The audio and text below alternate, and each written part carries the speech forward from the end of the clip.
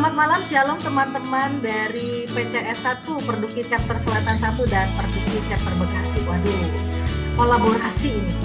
Baru pertama kali saya bisa hadir di tempat ini. Terima kasih kepada teman-teman yang sudah memberikan kesempatan bagi saya. Dan saya tidak sendirian malam hari ini. Hore, saya ditemani oleh sahabat Winnie dari Warung Iman yang sudah bergabung. Dan tadi sudah sedikit diperkenalkan oleh Pak Oki, tapi saya akan menjelaskan lebih jauh ya. Mengapa bisa ada tema mencintai tanpa banyak kata? Kalau tadi Pak Oki bilang mencintai tanpa kata. Oh ya enggak lah Pak, pakai kata juga tapi nggak banyak gitu loh.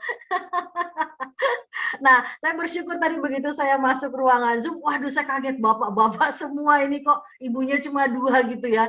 Dan kebetulan tema ini berkaitan dengan kalau saya mewakili kaum Hawa, kaum wanita ya, yang mencintai dengan banyak atau bahkan jutaan kata gitu ya. Kalau nggak sampai banyak kata keluar, kayaknya tuh belum puas gitu, belum nyampe gitu pesannya gitu. Sehingga ini tema Santo Yusuf mencintai tanpa banyak kata bagi saya pribadi sungguh mengubahkan saya, membuat saya kembali mengalami hidup baru karena mencintai tanpa banyak kata tetapi dengan action, dengan tindakan teman-teman semua. Maka malam hari ini saya segera boleh membagi apa yang saya miliki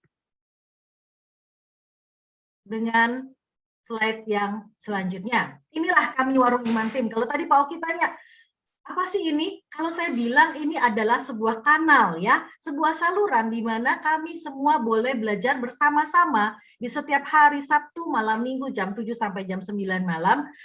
Kenapa bisa lahir Warung Iman seperti ini? Teman-teman, Bapak Ibu kita semua mengalami ya, waktu bulan Maret tahun lalu kita lockdown, banyak di rumah, ya kan, terbatas kerja pun, dan saya termasuk yang bekerja dari rumah, tidak pernah ke kantor lagi walaupun saya tetap bekerja.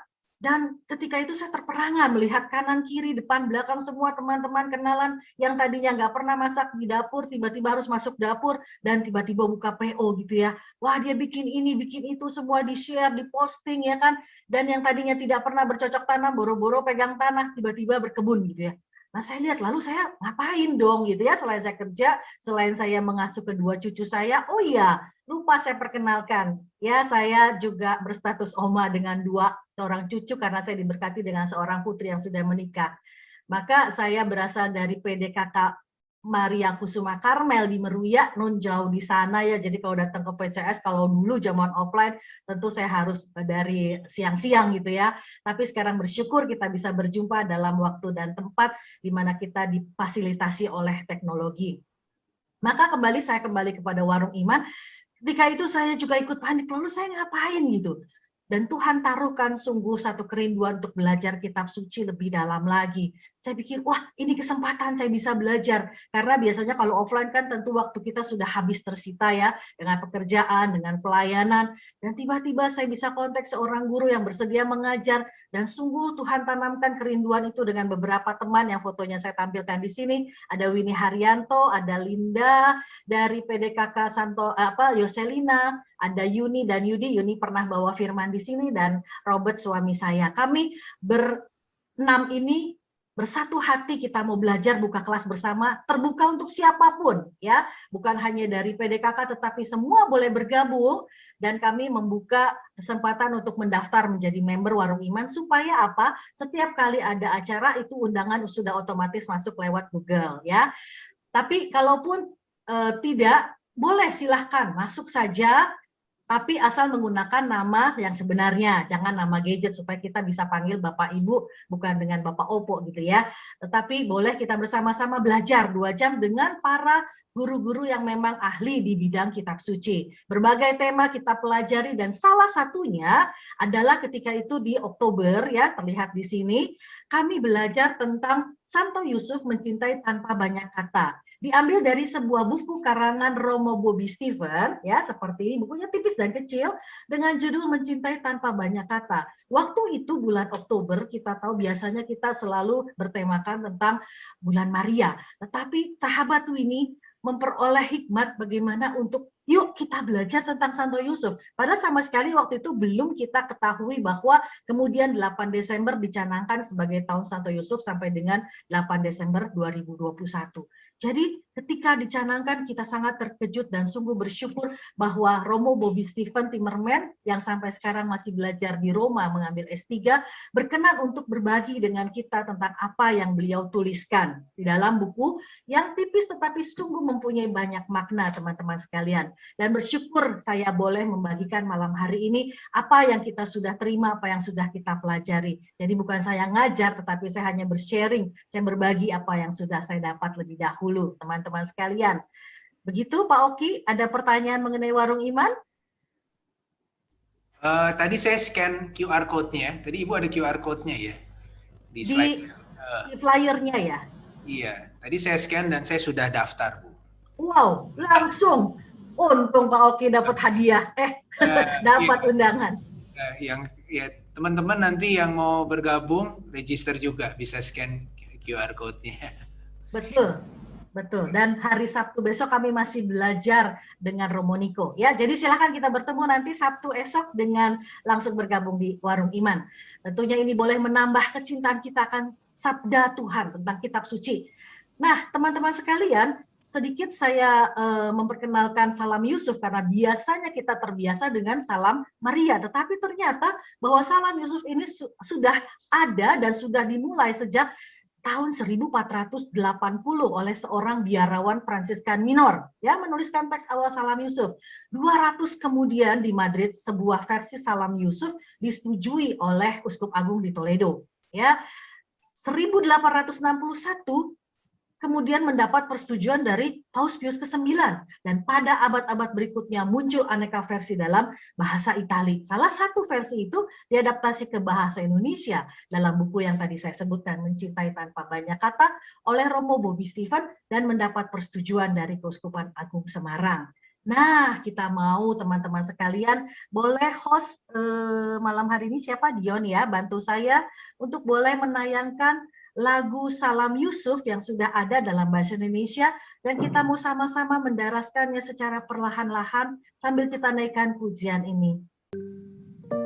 Yes, yes.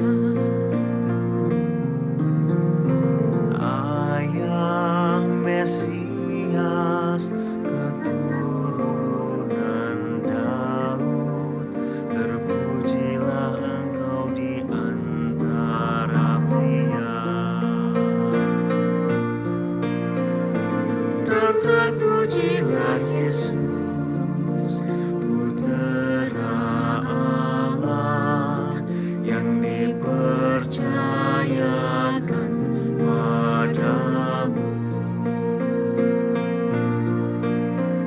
Santo Yusuf pelindung gereja semesta, lindungi keluarga kami dalam damai dan rahmat ilahi, dan dampingilah kami saat ajal nanti. Amin.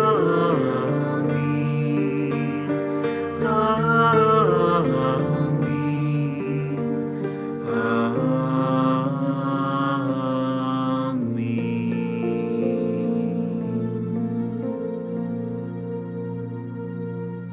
Dan juga teduh sekali ya lagunya Salam Yusuf, bagaimana kita bisa mengenal dan kemudian kita semakin mencintai pribadi Santo Yusuf dan menjadi teladan bagi kita semua. Teman-teman sekalian, saya boleh lanjutkan ya yang tadi saya share screen, saya share kembali. Ya, sampai sini tadi ya. Nah, Bapak Paus Fransiskus yang mencanangkan tahun ini menjadi tahun Santo Yosef, mengatakan, saya sungguh mencintai Santo Yusuf karena ia seorang pribadi yang tangguh dan hening. Kita tahu tadi sudah dikatakan bahwa tidak ada satu patah kata pun kita temui di dalam kitab suci. Di meja saya ada patung Santo Yusuf yang sedang tidur. Ya, sedang tren sekali patung itu. Tentu beberapa teman-teman juga sudah punya. Bahkan ketika tidur, Santo Yosef menjaga gereja. Ketika saya menghadapi persoalan, saya tulis di secari kertas. Lalu saya letakkan di bawah patung Santo Yusuf agar ia dapat memimpikannya. Kenapa teman-teman? Nanti kita akan lihat ya, kita belajar bagaimana dengan mimpi Santo Yosef bangun dan action. Dengan kata lain, Bapak Paus berkata, Santo Yusuf, doakanlah persoalan yang sedang saya hadapi ini. Teman-teman sekalian, seorang Bapak Paus Fransiskus juga tetap menghadapi persoalan. Dan saya percaya terlebih hati Bapak Paus begitu ikut sedih melihat kita umatnya menghadapi banyak persoalan, terutama di saat-saat pandemi seperti ini, seperti tadi sudah dikatakan oleh pemimpin pujian. Ya, bukan masa-masa yang mudah, tapi juga kita tetap boleh bersyukur atas pemeliharaan Tuhan kita pada sampai hari ini. Maka teman-teman, topik hari ini saya bagi hanya dalam 3 bagian, ya tidak banyak, singkat, tetapi nanti saya tolong diingatkan bila saya melewati batas waktu. Bagian yang pertama diberi judul istimewa namun sederhana, yang kedua adalah altruistik, yang ketiga ejekan atau nubuat keselamatan. Teman-teman sekalian, nah arti nama daripada Yusuf atau Yosef di dalam bahasa Ibrani-nya adalah Tuhan atau Yahweh yang menumbuhkan. Maka bersyukur teman-teman, di sini ada yang punya nama baptis Yusuf atau Yosef, atau bahkan namanya sendiri adalah Yusuf atau Yosef, ya sama. Tinggal konsonannya aja diganti, Yusuf dalam bahasa Indonesia atau Yosef dalam bahasa Ibrani, artinya Tuhan yang menumbuhkan. Ya, kita mengetahui bahwa Yusuf dari Nazaret menjalankan perannya sebagai salah satu penanggung jawab utama di dalam pertumbuhan Yesus dengan baik. Yusuf mengasuh Yesus sehingga dikatakan di dalam Lukas 2 ayat 51 sampai 52, teman-teman, dikatakan apa tertulis di situ? Yesus semakin bertambah besar dan bertambah hikmatnya dan besarnya dan makin dikasihi Allah dan manusia. Yusuf berhasil menunjukkan bahwa dirinya memang pantas menyandang nama yang berarti Tuhan menumbuhkan. Teman-teman sekalian, kalau kita punya putra dan putri, punya anak ya, semakin bertambah besar, semakin bertambah-tambah pintar, bertambah bijaksana, dan mengasihi Allah, takut akan Tuhan. Bukan hanya dengan Tuhan, tetapi juga sesamanya. Kita akan bangga sekali sebagai orang tua ya. Berarti kita berhasil membesarkan, mendidik dengan baik dan berhasil. Begitu juga dengan Yosef yang berarti Tuhan atau Allah yang menumbuhkan. Maka kita mau belajar bagaimana Bapak Yusuf adalah keturunan Daud. Kita tahu Daud adalah Raja Israel yang diurapi Tuhan. Dalam bahasa Ibrani dikatakan yang terurapi, disebut Mesayah atau Mesias. Ya, di dalam Daniel 9 ayat 25. Maka berkat Yusuflah Yesus masuk di dalam silsilah Daud, termasuk keturunan Daud. Ternyata teman-teman sekalian, walaupun Yusuf bukan ayah secara biologis, tetapi Yusuf adalah ayah secara hukum dan sosial. Dari mana? Kita tahu di dalam Injil Matius 1 ayat 1 sampai 17, silsilah, dan juga di dalam Lukas. Ya, maka meskipun Yusuf bukanlah ayah kandung Yesus, tetapi kebapaan Yusuf bukanlah sesuatu yang semu atau sekedar pengganti, atau kalau kata cucu saya pura-pura gitu ya. Dia sering kali berimajinasi karena baru 3,5 tahun, jadi dia pura-pura, Granny, yuk kita naik mobil gitu, padahal dia pura-pura nyetir gitu. Ya sudah, itu pura-pura. Tetapi dalam hal ini Bapak Paus Yohanes Paulus II katakan bukan suatu pengganti atau semu atau pura-pura atau bohong-bohongan, namun sungguh-sungguh suatu kebapaan yang manusiawinya penuh sebagai bapak keluarga. Artinya, Bapak Yusuf mengasuh, mendidik, membesarkan, dan menjadi contoh bagi Yesus. Ya, kita akan lihat dan kita ketahui setelah ini. Maka teman-teman semua, kita juga perlu ketahui apa saja profesi dari Santo Yusuf. Profesi Santo Yusuf kita tahu di dalam kitab suci dikatakan seorang tukang kayu. Tetapi teman-teman sekalian, tukang kayunya bukan tukang kayu yang biasa-biasa. Ya, tukang kayu di sini dikatakan oleh Santo Ambrosius dan Theophilus dari Antioquia melukiskan Yusuf sebagai tukang kayu dan juga tukang besi digambarkan. Ya, karena apa? Karena menurut penelitian arkeolog di Nazaret dan sekitarnya membuktikan bahwa pada zaman Yesus hidup, pohon besar itu jarang tumbuh di sekitar Nazaret. Jadi bukan hal yang mudah untuk menemukan kayu-kayu. Maka rumah-rumah di Nazaret seperti yang saya tayangkan di sini itu terbuat dari batu. Ya, kebanyakan kayu hanya digunakan untuk atap, untuk jendela, alat rumah tangga, ya, alat-alat pertanian. Tetapi dinding rumah di Nazaret itu terbuat dari batu. Maka para bapak gereja Yunani memilih menerjemahkan kata Yunani tekton itu sebagai tukang kayu. Bahasa modernnya ya tukang kayu, tapi dalam bahasa Yunani tekton itu berarti juga lebih dari sekedar tukang kayu. Selain mahir mengolah kayu, seorang tekton juga mahir memotong, menyusun batu, membuat atap, dan melakukan hal-hal lain yang berkaitan dengan pembangunan sebuah rumah atau bangunan. Jadi kalau boleh saya katakan teman-teman, Bapak Yusuf ini adalah seperti ya kalau kita di sini bilang insinyur, dia bisa membuat rumah, membangun, karena pada zaman itu juga kita tahu para tukang-tukang mengerjakan bahan keras dengan batu, dengan logam, dengan besi, gading, dan lain-lain sebagainya. Ya, jadi pekerjaan ini bukan pekerjaan yang mudah, tetapi harus sangat presisi, sangat akurat, sehingga bangunan itu bisa kokoh dan baik jadinya. Maka dikatakan Yusuf bukan hanya sekedar tukang kayu biasa, teman-teman sekalian. Ya, maka tekton di sini digambarkan adalah ahli bangunan, ya, mahir dengan segala macam bahan.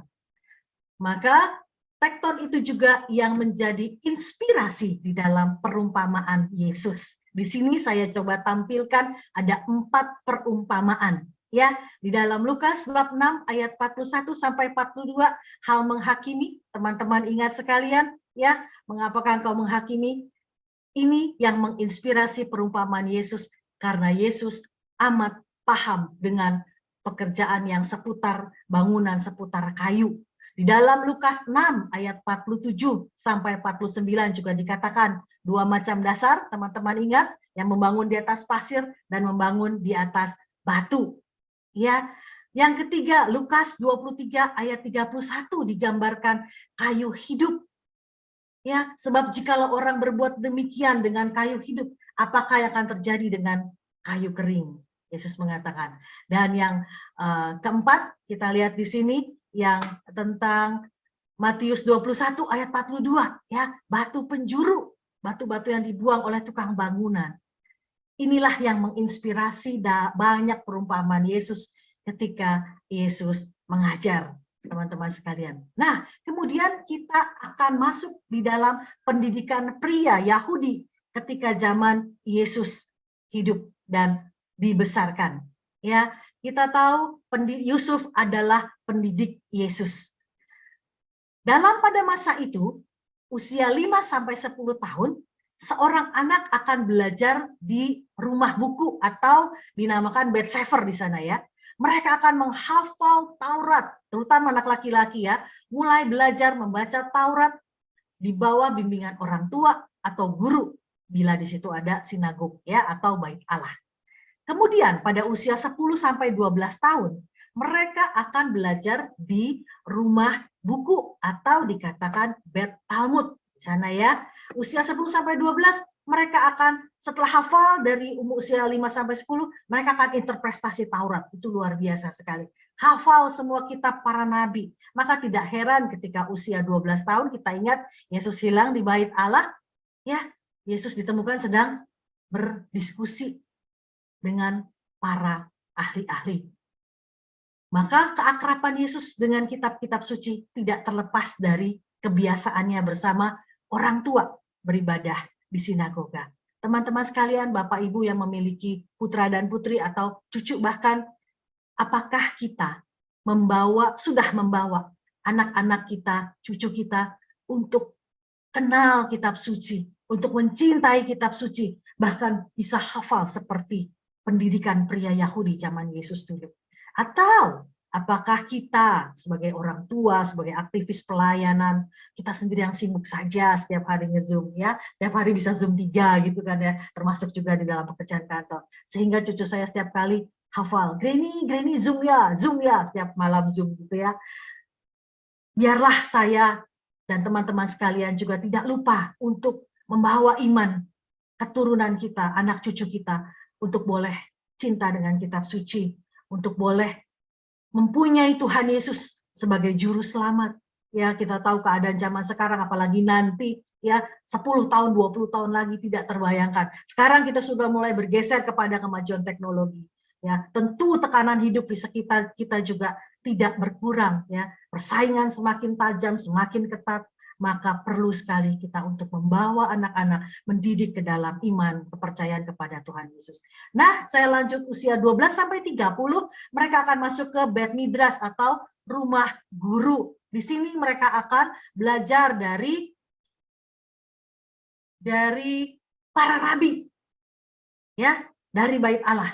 Mereka akan tinggal bersama gurunya, ya semuanya belajar dan kelak akan menjadi seperti gurunya tersebut.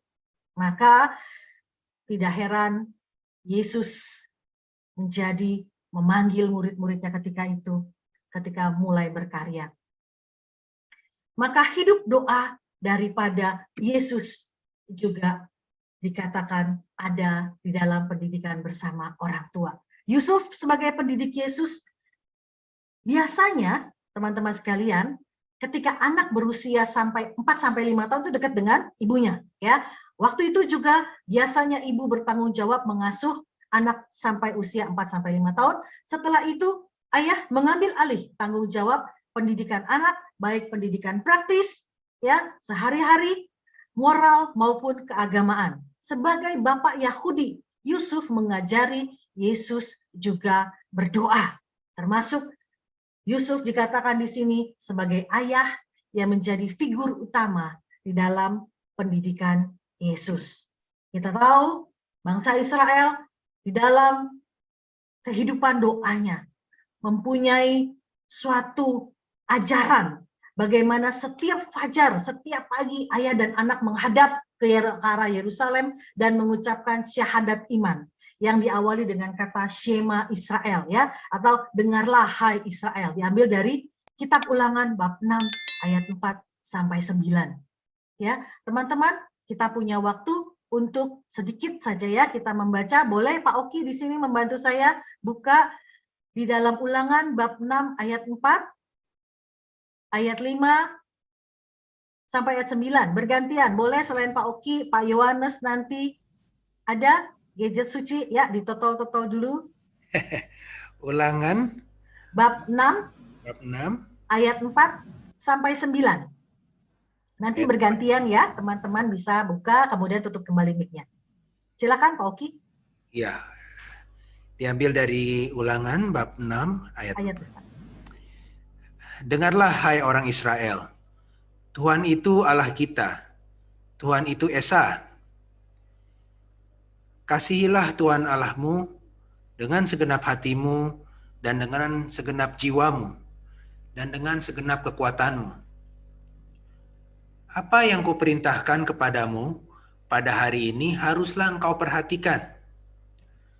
Haruslah engkau mengajarkannya berulang-ulang kepada anak-anakmu dan membicarakannya apabila engkau duduk di rumahmu, apabila engkau sedang dalam perjalanan, apabila engkau berbaring dan apabila engkau bangun.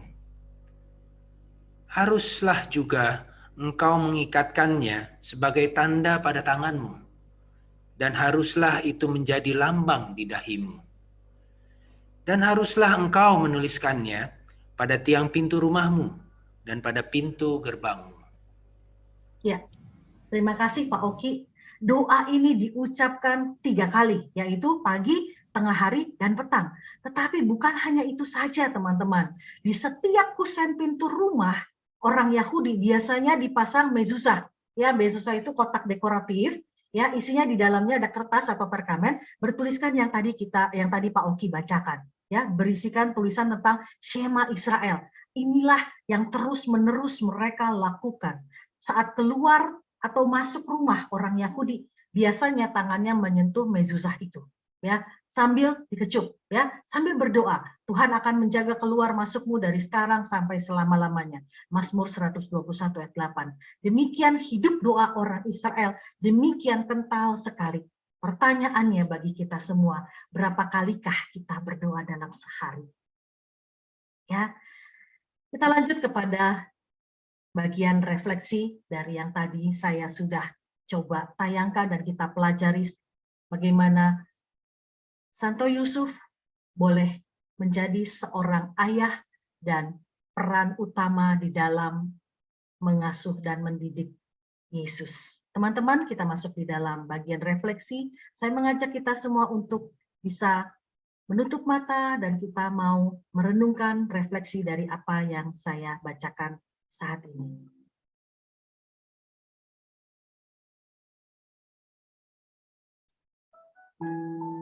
Yusuf berhasil menunjukkan bahwa dirinya memang pantas menyandang nama yang berarti Tuhan menumbuhkan. Setiap orang yang telah dibaptis menyandang nama baptis yang menjadi tanda hidup baru. Pertanyaannya adalah, sudahkah aku mengenal dan meneladan sifat-sifat baik orang kudus yang namanya kusandang sebagai nama baptis? Atau apakah tindakanku sehari-hari mencerminkan kesucian orang kudus tersebut? Atau malah apakah sikapku, sifatku, kelakuanku justru menjadi batu sandungan bagi orang lain dan orang-orang yang ada di sekitar kita? Maka teman-teman, marilah mulai dari saat ini terus disiplinkan diri kita sehingga orang lain boleh melihat bahwa nama baptis yang kita sandang itu memang pantas untuk kita.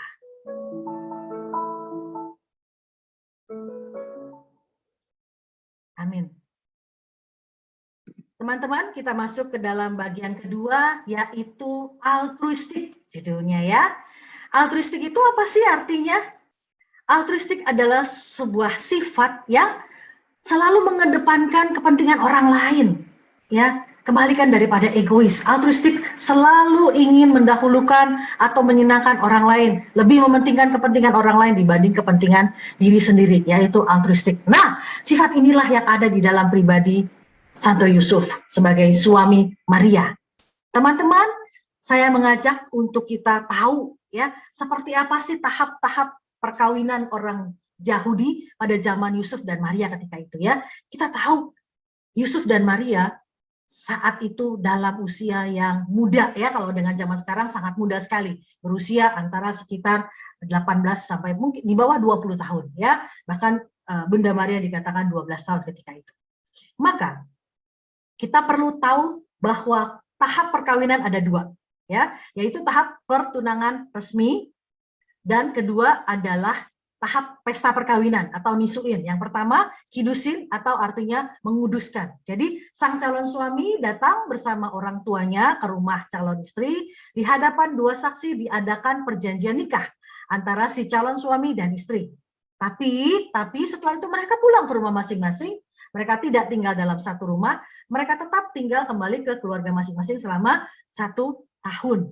Ya, tapi si suami sudah berkata, engkaulah istriku, dan si wanita berkata, engkaulah suamiku. Tetapi balik ke rumah masing-masing. Nah, yang kedua, tahap pesta perkawinan. Setelah 1 tahun itu barulah nisuin, ya, atau diartikan pindahnya sang calon wanita ke rumah suaminya untuk merayakan pesta perkawinan, ya, resmi sah mereka tinggal di dalam satu rumah. Nah, yang seperti inilah tahap-tahap pernikahan ketika itu, dan mereka harus, terutama sang wanita harus tetap menjaga kesetiaannya terhadap si calon suaminya. Bisa kita bayangkan, teman-teman tahu ketika Bunda Maria menerima kabar dari malaikat bahwa ia akan mengandung dari Roh Kudus, ya, kita sekarang semua paham, ya, seperti apa. Tetapi saat itu, ketika itu, Maria bingung.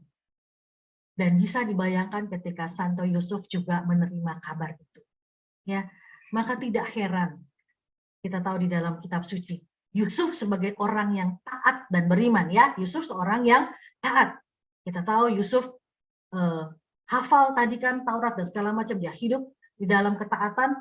Seperti apa yang Allah kerjakan kepada Maria, bagaimana Allah mewujudkan rencana keselamatan kepada Yusuf, demikian Allah mewahyukan kepada Yusuf rencana Allah itu, rencana keselamatan. Di dalam bagian slide yang saya tampilkan ini, ya, dikatakan mimpi, bangun, action. Yusuf tidak banyak berkata-kata, tapi Yusuf, saya percaya ketika itu bingung menerima kabar Maria mengandung dan tidak mengerti. Tetapi Yusuf tidak banyak berkata-kata. Dia di dalam mimpinya malaikat suruh, ambil Maria sebagai istrimu. Yang tadinya Yusuf kan bimbang, ya kan? Dia mau menceraikan secara diam-diam. Karena Yusuf tahu apa hukumannya kalau seorang wanita dalam masa yang tadi, ya, dalam masa kidusin ternyata sudah mengandung. Maria bisa menerima hukuman dilempari batu sampai mati. Tapi Yusuf ketika sedang mempertimbangkan menceraikan diam-diam supaya Maria tidak terluka atau apa, malaikat datang dalam mimpinya, dan ketika itu Yusuf dikatakan apa? Yusuf tidak banyak berkata-kata, bahkan tidak mengucapkan satu kata pun, namun sigap bertindak sesuai perintah Tuhan. Keselamatan keluarga menjadi prioritas Yusuf. Yang pertama, Yusuf mengambil Maria sebagai istrinya, ya. Maka Yusuf dikatakan seorang pria yang mencintai tanpa batas. Yusuf seorang pria yang tulus hati, tidak mau mencemarkan nama istrinya di muka umum, padahal waktu itu pilihannya boleh, kan, sampai dipermalukan di depan orang banyak. Tapi Yusuf memilih cara paling lembut untuk menceraikan Maria. Ketulusan Yusuf maka dikatakan di sini adalah perpaduan harmonis antara ketulusan pada hukum agama dan penerapan hukum itu dengan penuh kasih. Berapa banyak di antara kita ketika kita disakiti, ditipu, ya, dikhianati, begitu dalam luka, sakit hati dan sebagainya, tidak mau mengampuni. Tapi marilah kita malam hari ini boleh belajar dari pribadi Yusuf yang boleh menerima apa yang Tuhan suruhkan. Mimpi, bangun, action. Yang mimpi yang kedua kita tahu ketika Yusuf menerima pesan bahwa dia harus membawa Maria dan bayi Yesus untuk mengungsi ke Mesir. Karena waktu itu kan Raja Herodes mau membunuh semua bayi. Bukan hal yang mudah, teman-teman, untuk bawa, ya, pindah tinggal, sedangkan bayi Yesus masih kanak-kanak sekali. Maka Yusuf sekali lagi tidak pernah mengucapkan satu kata pun yang tercatat di dalam Injil. Ya, Bunda Maria masih berkata, jadilah padaku menurut perkataanmu itu. Tetapi Yusuf melakukan, segera melakukan, ya, apa yang diperintahkan. Tidak pakai tunda, tidak pakai bantah, tidak pakai tawar. Sudah bangun dari tidurnya, Yusuf berbuat seperti apa yang diperintahkan malaikat Tuhan itu kepadanya. Bahwa begitu juga kembali ke Israel. Sekali lagi, Yusuf action, bawa keluarga keselamatan dengan sigap. Ya, maka sebagaimana Yusuf taat kepada Allah, pertanyaan saya, apakah kita juga taat seperti Yusuf? Ada banyak yang mau Tuhan mau kita kerjakan. Ya, terutama kepada teman-teman tim pelayan, apakah ketika diberi tugas ya, atau kita menerima hikmat harus lakukan ini, harus memberi, harus mengampuni, apakah kita banyak tawar atau seperti pribadi Yusuf dengan sigap melakukan. Mimpi, bangun, dan action. Maka teladan ketaatan daripada Yusuf juga tercermin di dalam mengikuti aturan-aturan. Ketika itu, Yusuf dan Maria membawa Yesus untuk disunat di dalam Lukas ayat 21. Juga menyerahkan Yesus kepada Tuhan dan membawa persembahan. Ya, kelihatan di sini bahwa 2 ekor burung untuk mempersembahkan ke bait Allah. Kita tahu bahwa Yusuf adalah figur orang tua yang taat menjalankan hukum Taurat. Begitu juga ketika merayakan Paskah, mereka harus jalan sekian jauh jaraknya, mereka bawa pergi ke bait Allah setiap tahun merayakan Paskah. Maka teman-teman dan saudara sekalian, bagaimana kita belajar dari Santo Yusuf, ketaatan dan ketulusan hati serta cinta yang tidak ada batas, teman-teman sekalian. Di dalam refleksi bagian yang kedua ini, kita mau merenungkan, teman-teman sekalian. Kita ambil waktu sejenak.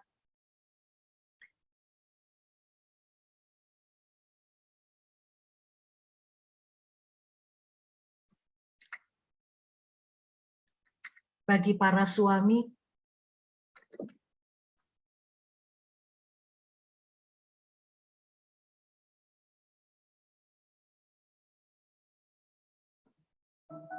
sebagaimana Kristus mengasihi gerejanya, demikianlah seharusnya seorang suami mengasihi istrinya. Rasanya sulit, jika bukan mustahil, untuk mengasihi istri sedalam Kristus mengasihi gereja. Jika ketulusan atau dikayos tidak hadir di sana.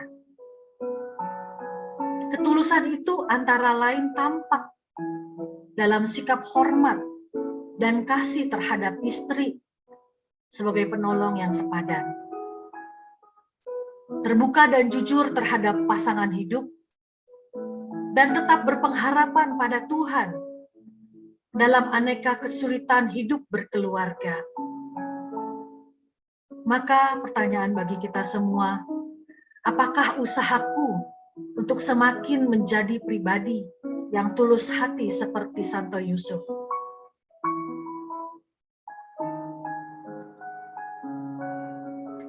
Meski kemungkinan besar, Yusuf kecewa karena ternyata Maria sudah mengandung sebelum hidup serumah dengannya. Tetapi Yusuf tidak mempunyai niat untuk balas dendam dengan mempermalukan Maria di depan orang banyak. Renungan bagi kita, mampukah aku mengasihi dan mengampuni pasangan hidup dan orang-orang yang telah mengecewakan aku atau menyakiti hatiku?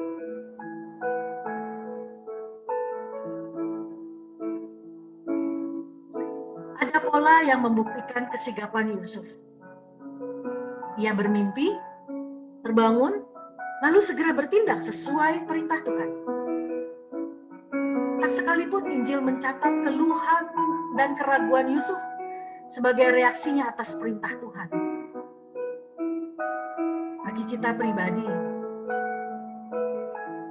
apakah aku segera bertindak baik sesuai perintah Tuhan,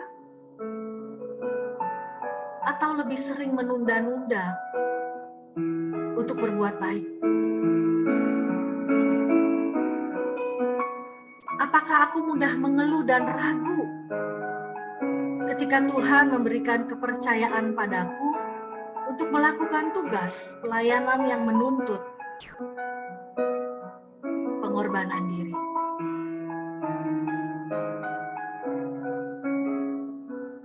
Marilah kita boleh menjawab setiap apa yang Tuhan perintahkan, setiap apa yang Tuhan mau kita lakukan, dengan bercermin dan meneladani pribadi dari Santo Yusuf untuk mencintai tanpa banyak kata, tetapi dengan action dan kesikapan. Amin. Maka teman-teman sekalian, kita sampai pada bagian yang ketiga. Ejekan atau nubuat keselamatan. Ya, teman-teman sekalian, kita sudah belajar bagian yang pertama istimewa namun sederhana, bagaimana sosok daripada pekerjaan, pendidikan. Yang kedua, kita masuk di dalam lebih dalam lagi sifat daripada pribadi Santo Yusuf, dan yang ketiga, seperti apakah desa Nazaret itu? Ya, judulnya ejekan atau nubuat keselamatan. Kita tahu bahwa Nazaret sungguh-sungguh tidak terkenal. Bahkan Nazaret tidak pernah disebut di dalam Perjanjian Lama. Ya, dengan keadaan desa Nazaret yang penduduknya pada masa itu, pada zaman Yesus itu adalah hanya sekitar 400 sampai 500 jiwa. Kalau tadi Pak Oki tanya, warung iman berapa pesertanya, Bu Rika? Ya, average saya katakan sekitar antara 180 ya, 200 ya, tergantung daripada kan kadang-kadang dari pembawa pengajarnya atau temanya ya. Tetapi bahkan kami pernah mengalami peserta 400 bahkan sampai 500. Nah, ini penduduk Nazaret pada zaman itu hanya sekitar 400 atau 500 jiwa. Ya, kalau ngadain KRK ya, PDKK, BPK bisa sampai 3.000, 10.000 Pak Benyamin Ratu bahkan. Nah, ini hanya 400 sampai 500 jiwa. Sungguh-sungguh amat tidak terkenal dan tidak ada yang terkenal, bahkan dikatakan seorang sejarawan bernama Flavius Josephus mengatakan dia bahkan tidak mencatat gitu adanya desa Nazaret ini, ya. Cuma dikatakan Nazaret adalah bunga Galilea, gitu ya. Sangat tidak terkenal, dan bahkan pernah kita dengar Nathanael yang berkata dari desa tetangga, dia bilang, mungkinkah ada sesuatu yang baik yang berasal dari Nazaret? Maka Nazaret yang terletak di Galilea menjadi penting karena adanya nubuat daripada Nabi Yesaya. Yesus dibesarkan di Nazaret, sebuah tempat yang tidak terkenal, tidak penting secara politis, ya, tetapi justru dari sanalah tumbuh suatu tunas, sesuatu taruk yang Nabi Yesaya katakan akan datang Mesias dari tempat itu. Bapak Ibu teman-teman sekalian, di dalam masa-masa kita seperti ini, ya, di mana medsos merajalela, adalah sesuatu hal yang penting bila kita melakukan ini, melakukan itu, kita ada sesuatu penting untuk diberitahukan kepada kawan-kawan, kepada teman-teman. Tetapi kita boleh meniru daripada teladan Yusuf yang senantiasa sigap untuk melakukan keselamatan keluarga.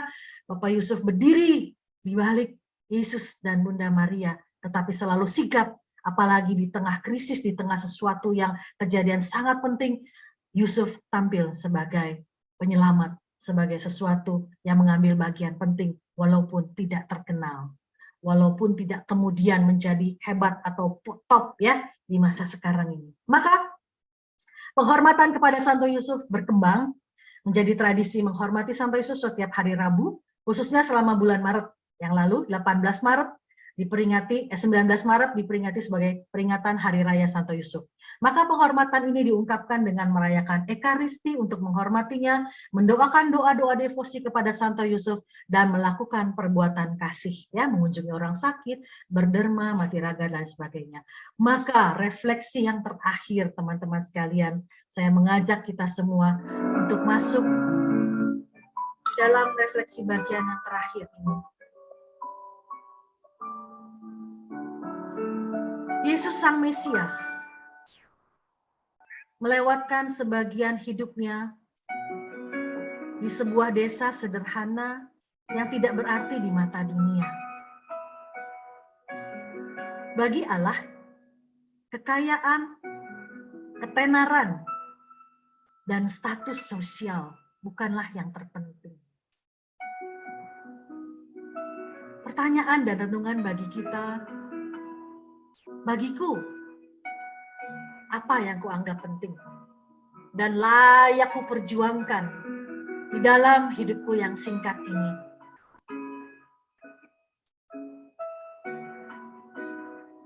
Apakah eksistensi diriku ataukah kasih di dalam kesederhanaan yang sudah ditunjukkan oleh Santo Yusuf yang kita pelajari malam hari ini menjadi satu perubahan sikap kita di kemudian hari, dan kita semakin mencintai, semakin menghormati, terutama kepada orang-orang yang kita kasihi dan kepada Yesus yang sudah menyelamatkan kita.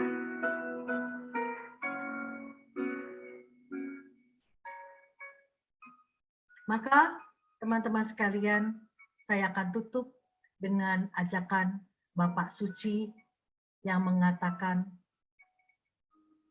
kaum muda terkasih, pandanglah Santo Yusuf sebagai teladan kerendahan hati dan kebijaksanaan.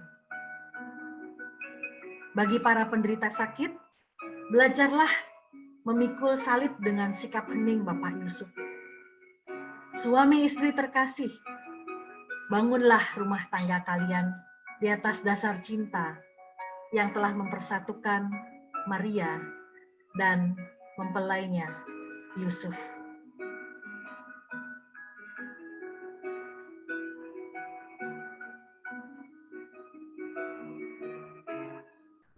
Teman-teman sekalian, demikian sharing saya mengenai Santo Yusuf, mencintai tanpa banyak kata. Saya akan berdoa bagi teman-teman sekalian. Dalam nama Bapa dan Putra dan Roh Kudus. Amin. Allah Bapa di dalam surga, kami mengucap syukur Tuhan untuk kami malam hari ini boleh belajar bersama mengenai ketaatan, ketulusan hati dan kesederhanaan Santo Yusuf. Biarlah Tuhan Kau memberkati seluruh tim pelayan dan umat yang hadir malam hari ini.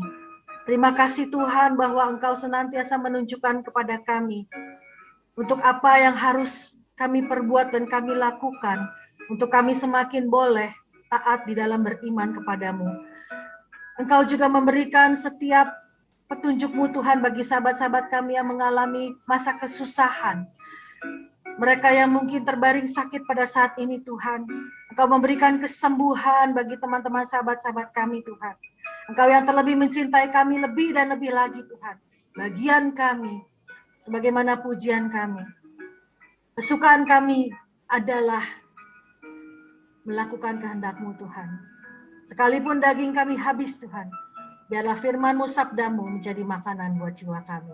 Berpuji-pujilah Engkau ya Tuhan Yesus, untuk setiap pemberitaan firman-Mu pada saat ini, malam hari ini. Berkat-Mu turun atas kami semua ini kami naikkan demi Kristus, Tuhan dan pengantara kami. Amin.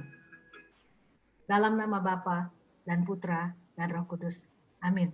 Terima kasih teman-teman, selamat malam, Tuhan memberkati.